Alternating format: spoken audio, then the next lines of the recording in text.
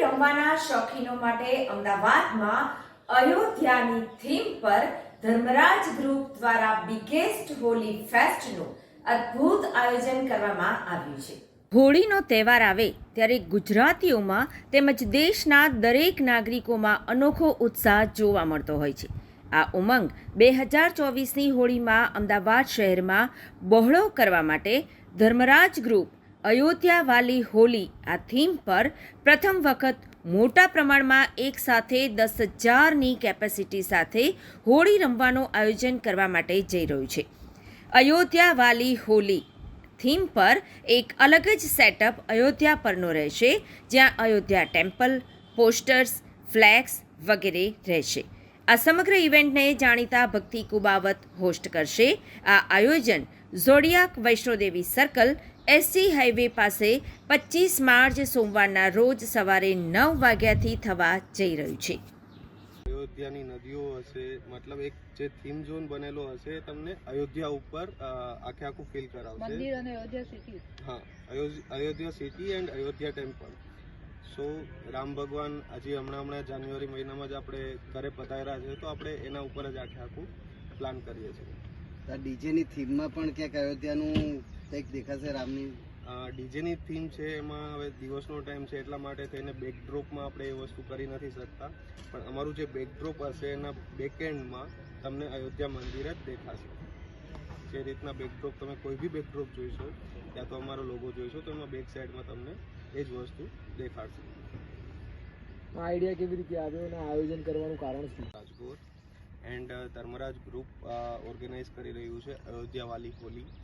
Ayodhya theme base પૂરી હોલી રહેશે, જેના માટે અયોધ્યા થીમ માટે આપણે એક થીમ પાર્ક બનાવીએ છીએ, જે અયોધ્યા ઉપર પ્લાન કરેલું છે। એ સિવાય આપણી જે ઇવેન્ટ છે એમાં ટોટલ 50+ આર્ટિસ્ટ રહેશે, જેમાં rain dance, foam dance, ice bust, આ બધી જ અલગ અલગ વસ્તુઓનું પ્લાનિંગ કરેલું છે। આપણે અમદાવાદ વાસીઓને ફર્સ્ટ ટાઈમ આપણે આ રીતની કોઈ હોલીનું આયોજન કર્યું છે, જેમાં અયોધ્યા થીમ હશે કે અયોધ્યાને લગતું કંઈક કામ હશે। સવારે 9 વાગે સ્ટાર્ટ થશે, સાંજે 5 વાગે પૂરી થશે, જેમાં ટોટલી આપણે ઇન્ટરનેશનલ ડીજે, ઇન્ડિયાના ટોપના DJ and DJ bass band, આ બધું જ વસ્તુ આપણે અંદર ઇન્ક્લુડ કરેલું છે। અયોધ્યા, આપનું નામ અને પરિચય? મારું નામ નિરાલી જોશી છે અને thank you so much for Dharmaraj group કે જેમને મને અહીંયા ઇન્વાઇટ કરી।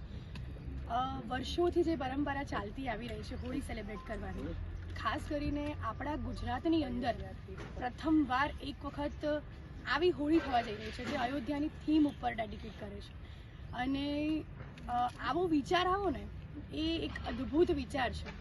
અત્યારનું યુવા જનરેશન છે, જે લોકો દર વર્ષે હોળી સેલિબ્રેટ કરે છે ધામધૂમથી, દરેક અલગ અલગ પાર્ટી પ્લોટમાં સેલિબ્રેટ કરે છે, ક્યાંક સેલિબ્રિટીઝને પણ બોલાવે છે, ક્યારેક ફેમિલી ગેટ ટુગેધર પણ કરે છે।